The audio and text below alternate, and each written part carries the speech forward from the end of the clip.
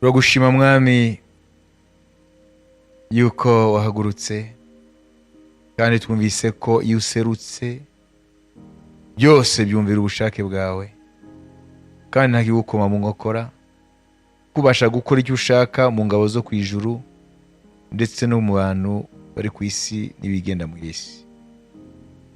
Mwami, usuke umwuka wo gusenga no kwinginga mu itorero ryawe muri kino gihe turimo. Itorero mwami rihaguruke mu mbaraga zo gusenga, mu mbaraga zo gushaka mu maso hawe, mu mbaraga zo kwinginga kugira ngo umwami ribashe guhagarara mu mwanya mwiza, mu ruhande rwiza, mu bihe wateganije. Reka mwami amavuta ya Isakari asukwe ku itorero kugira ngo rimenye ibihe by'Imana, kugira ngo itorero ribashe kumenya icyo gukora. Urakoze mwami, mukara ukomeze gukora umurimo wawe muri twebwe abizera. Mu izina rya Yesu Kristo, nitube mwami nk'abandi bose bo mu isi batazi ijambo ryawe, batazi Imana, babaho nk'uko ibindi byose biriho. Reka mwami abo wamenye kera, ukabatoranya kera mwami, ukaba warabahamagaye ukabatsindishiriza ukababwiza. Reka mwami bo ntibabe mu mwijima, ntibabe mu bujiji, ariko bahaguruke bamenye iby'ubwami bw'Imana ko ari ibyabo. Mu izina rya Yesu Kristo, reka mwami les saisons, les temps et les saisons et les temps spirituels tubishurirwe, kuko mwami niho tuzahagarara mu gihe gikwiriye no mu byikwiriye, tugakora ibikwiriye. Mu izina rya Yesu Kristo, amen. Arige twigeze kwiga hano turavuga duti turi abafatanyabikorwa bayo, dukorana nayo.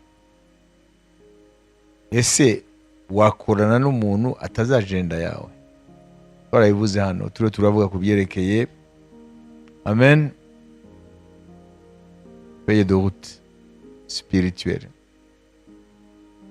spiritual road map. Ntibishoboka, kuko nimba ukora mu kigo, muri entreprise, mu kigo runaka, kikaba gifite road map, kikaba gifite feuille de route igaragaza neza gahunda ikigo, ibyo kigamije, ibyiciro byo kubigeraho, ubushobozi bw'ikigo n'ibindi byinshi. Ni ngombwa ko abagize icyo kigo bose bamenye iyo road map, bamenye iyo feuille de route kugira ngo baparticipe, buri muntu wese icyo ikigo kimugombaho abashe kuzana inkunga ye. Uko niko entreprise progressa, uko niko ikigo kigera ku nshingano cyangwa ku byo kiyemeje. None ubwami bw'Imana turi abana b'ubwami.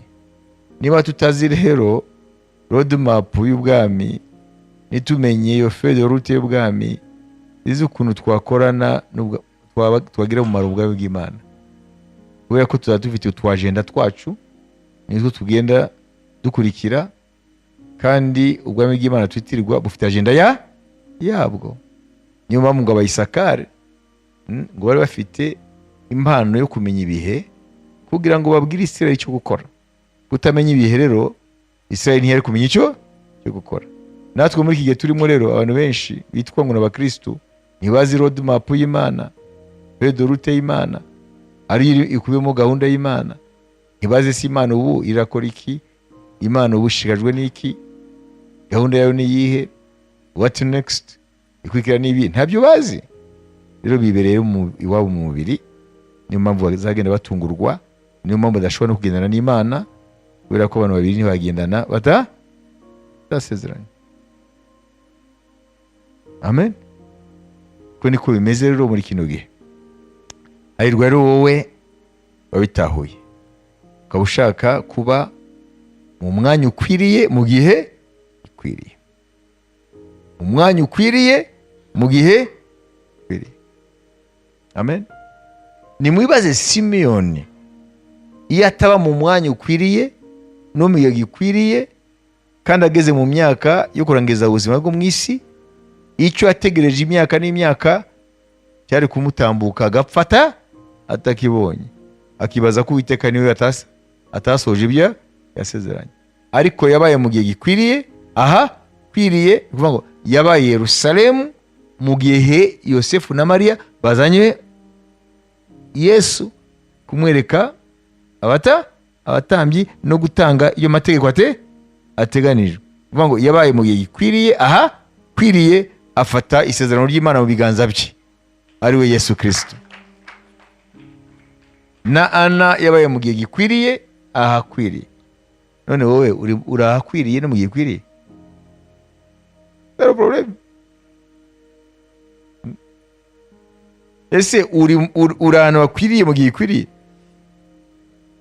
Ese icyo gihe gikwiriye ni ikihe kwanza? Ese ahakwiriye ni hehe? Ikibazo gikomeye, iyo mubizirikane. Amen. Mvuga ari ikibazo. Bibaze iyo Ana na Simiyoni bataba ahakwiriye mu gihe gikwiriye, ibyo bari bategereje ubuzima bwose bari gupfa. Ese mubaza ko ibyo bari ku isi ubu birikora gusa? Tumaze kubona yuko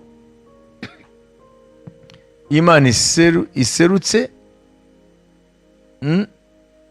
ibintu byose bumvira ubushake bwayo kandi igakora ibyo ishaka. Imana iserutse, lorsque Dieu intervient, il se produit des changements radicaux, le statu quo s'estompe. Imana iserutse, haba impinduka z'umwimerere zidashidikanywaho, kandi ibintu ntabwo byongera kugumana ya shusho. Yo mubyandike. Imana iserutse hakureka impinduka z'umwimerere, kandi ibintu ntabwo byongera kugumana ya shusho. Kubera iki?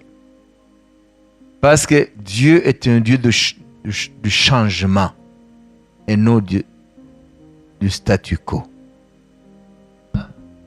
Imana ni Imana y'impinduka, si Imana y'ibintu bidahinduka. Udashaka impinduka ntabwo ashobora kugendana n'Imana. Croire en Dieu veut dire croire au changement. Kwizera Imana ni ukuvuga ngo ni ukwizera impinduka. Impinduka mu buzima bwawe, impinduka mu mibereho yawe, impinduka mu mikoro yawe, impinduka. Tuza kubona impamvu. C'est vivre au sein des dynamiques incessantes, entraînant le cours des choses vers un seul but, la gloire de Dieu et le bien de ceux qui l'aiment. Ngo kwizera Imana bivuga ngo ni ukwizera impinduka zizanwa n'imbaraga zihoraho zidacogora, zifata ibintu byose zikabiganisha guhesha Imana icyubahiro no kuzana ineza y'abayikunda. Imana yabwa icyubahiro. Imana yabwa icyubahiro. Haleluya. Turaza kubona ko hakurya y'iby'amaso yacu abona, il y a des forces de changement qui agissent. Il y a des dynamiques sous-jacentes. Derrière le réel, il y a des dynamiques qui agissent et qui entraînent toutes choses vers un seul but, la gloire de Dieu et le bien de ceux qui aiment Dieu. Vuga ngo hakurya y'iby'amaso yacu abona hari imbaraga z'Imana zirakora zifata ibintu byose mbiri iyo tubuze ibintu byose bivuga ngo n'abantu barimo, n'ibirimo byo mu mwuka birimo, abamarayika n'abadayimoni, byose birafatwa mbiri biganishwa kwerekana icyubahiro cy'Imana no kuzana ineza y'abakunda Imana. Turacyari kuri point ya mbere, Imana iserutse.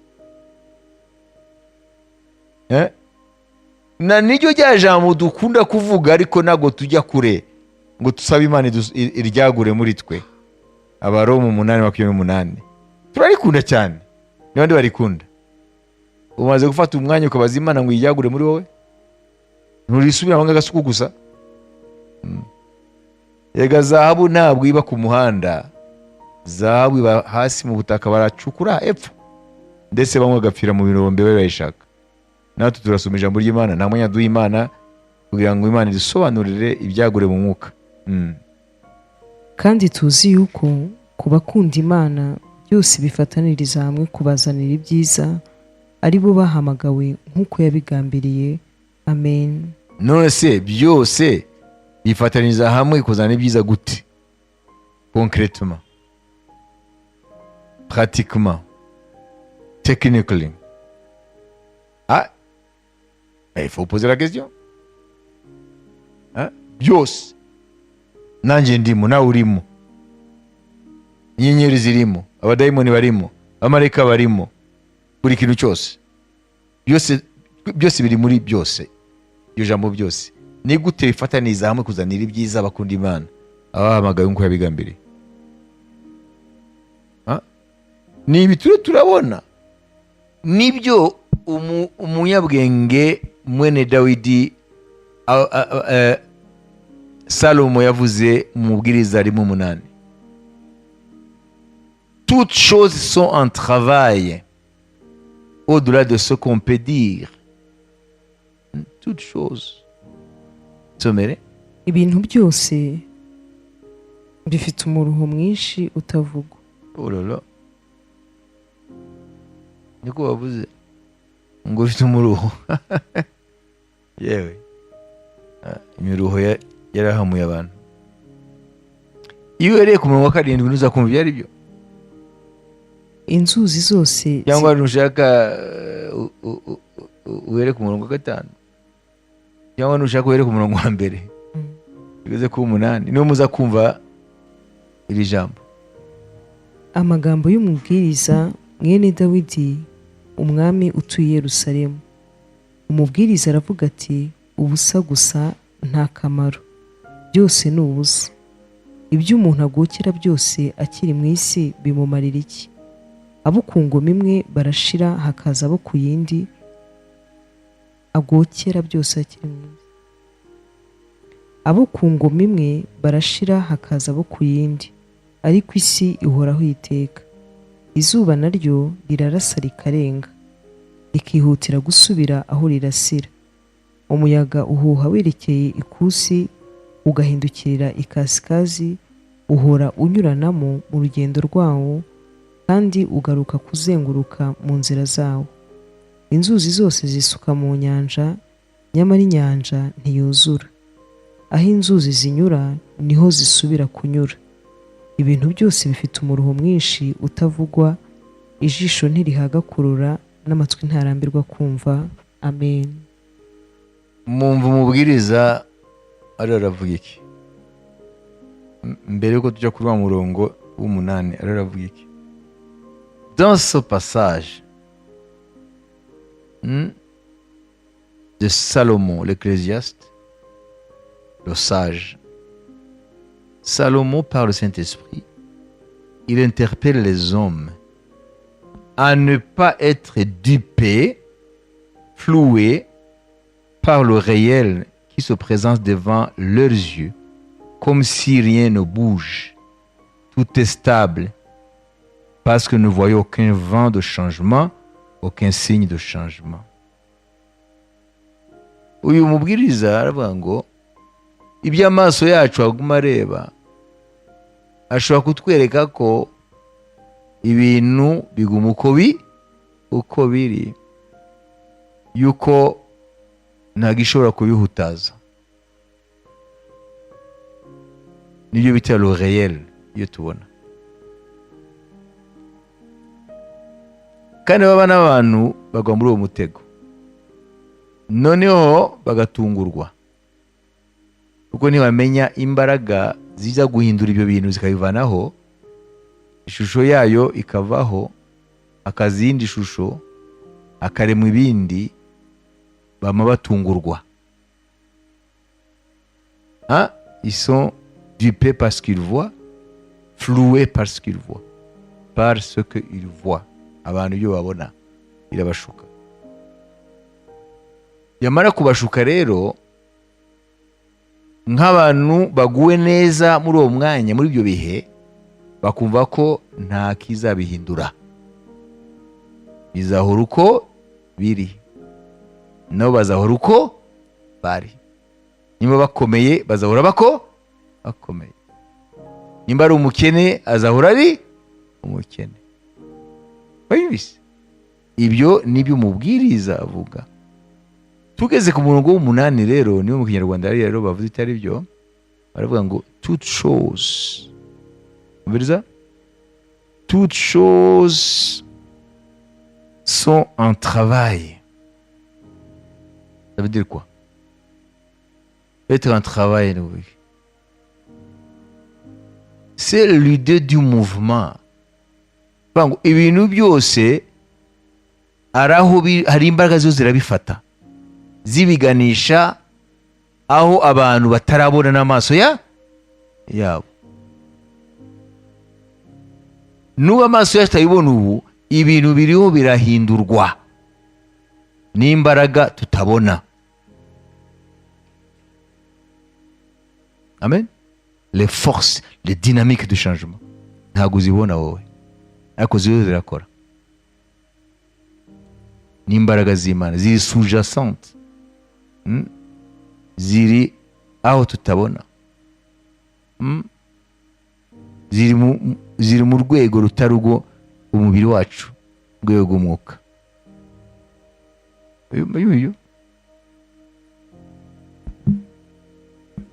Toutes choses sont en travail. Na nibyo bivuga, baravuga ngo iyo twitegereje umwami umwuka, duhindurwa. Donc il y a une puissance, il y a une force de transformation. Hari imbaraga zo ziratransforma ibintu, zirahindura ibintu, ariko uwo mwanya nshobora kubibona, ariko izo mbaraga zirahari. Amen. Sont des forces sous-jacentes, underneath, zirakora aho utabona wowe. Donc tusoma Abakorinto wa kabiri 3:18 maze kubivuga. Hano naho ariho l'idée de transformation, cyangwa igitekerezo cyo guhinduka. Turo turahinduka natwe mu mwami, turo turahindurwa, ariko ntabwo tubisingira aka kanya. ariko twebwe twese ubwo tureba ubwiza bw'umwami, tubureba nko mu ndorerwamo, mu maso hacu hadatwikiriye, duhindurirwa gusa nawe, tugahabwa ubwiza buruta ubundi kuba bwiza nk'ubw'umwami w'umwuka. Amen. Bivuga ngo natwe mu mwami, twebwe abizera, turahindurwa. Donc il y a des forces en travail en nous. Turahindurwa nk'uko n'ibiri mu isi birahindurwa, babibona batabibona, babimenya batabimenya. Niyo mpamvu nta muntu w'Imana yiheba, kuko ntabwo areba statu quo, ntabwo areba ibintu uko biri ngo niko bizahora. Abazi yuko imbaraga ziro zirahindura ibintu ni ku neza ye. Manishimwe. Ariko abantu batabizi rero niyo nshaka kubabwira ibabyo. Et pour les aveugles spirituels, impumyi zo mu mwuka ni bande? Nabatize ab'Imana y'ikigihe yahumye imitima. Pour les aveugles spirituels, l'action de Dieu dans le cours des événements n'existe pas tout simplement. impumyi zo mu mwuka aribo batizera imana y'ikige satani yahumye imitima, nibo babona ko nta kintu na kimwe kiriho kirahinduka. Wayibise uko babyutse babona cya giti kiracyari hariya, wa muhanda uracyari hariya, ya nzu iracyari hariya, za nka ziracyari hariya. Kuri bo nta kintu na kimwe kirahinduka. Na nibyo Imana ivuga ngo bene abo bazahura n'akaga. Zefaniya 1:12 Imana irabavuga. Mwabumvise? En ce temps-là, je fouillerai Jérusalem avec des lampes et je châtierai les hommes qui reposent sur le lit et qui disent dans leur cœur, l'Éternel ne fait ni bien ni mal. Mwibanda sinzi ko ari ibyo. Zefaniya 1:12 ngo azashakisha muri Yerusalemu abo bari mu mariri yabo, bakibwira mu mitima yabo ngo Uwiteka nta cyiza cyangwa ikibi akora. Icyo gihe nzashakisha muri Yerusalemu imuri, mpane abantu bibumbiye hamwe nk'inzoga y'itende, bibwira mu mitima yabo bati, ari icyiza ari n'ikibi, Uwiteka ntacyo azadutwara. Amen. Amen. Ariko mvise sanse ngo l'Éternel ne fait ni bien ni mal. Uvuga ngo Uwiteka ibiro biraba ntacyo abikorera, we yibereye aho ari, ibyaha ntabwo bimureba. Abo ni babandi rero batazi ko ari des forces de changement, za dynamique zirakora. Ntabwo bazi ko ibintu byose birafatwa mbiri biganishwa guhesha Imana icyubahiro no kuzana neza y'abakunda Imana. Wabibizi? Ari kategori y'abantu bitwa abatizera, ab'Imana y'ikige yahumye imitima, ngo nibo bavuga ngo Uwiteka nta n'ikibi nta n'ikiza akora. Ni ukuvuga ngo Uwiteka nimba nariho ntahuriye n'ibiro biraba ku isi, we yibereye mu ijuru ryariya, hanyuma isi yayisigiye abantu ngo bigwaneho bakora ibyo bashaka. Mwabibise? Iyo filozofi niyo iri mu bantu b'isi, ariko twe twabibonye. Amen. Hari imbaraga zitaboneka, ziyo zirafata mpiri buri kintu cyose, ziganisha ibintu byose guhesha Imana icyubahiro no kuzana neza y'abakunda Imana, abahamagawe nk'uko Imana yabigambiriye. Imana ihabwa icyubahiro. Tous les événements qui se déroulent aujourd'hui sur cette planète, ibyo biraba ku isi byose, mu bihugu byose, birumvirira itegeko turavugana. Toutes choses sont en travail vers ce but-là. Ibintu byose birafatwa mbiri, ubibona utayibona, ubizi utabizi, kugira ngo bizane icyubahiro cy'Imana kandi bizane ineza y'abakunda Imana, y'abahamagawe nk'uko yabigambiriye. Ariko hariho miliyari z'abantu batazi ibyo, ngo Uwiteka nta kibi nta n'ikiza akora, yibereye mu ijuru rye nimba banaryemera. Okay, iby'isi ntacyo bimurebaho. Abo ni abapagani. Reka tumwe dufate rero iminota 5, buri muntu wese asenge kugira ngo abe ahakwiriye mu gihe kwiriye. Sibyo? Umere nka Simiyoni, umere nka Ana. Ibyo byatumye bavuye muri isi bamaze kubona isezerano Umwuka Wera yari yabasezeranyije ko batazava muri isi batarabona Kristo w'Umwami Imana. Right? Hanyuma turakomeza. Zefaniya mwumvise yavuze? Okay.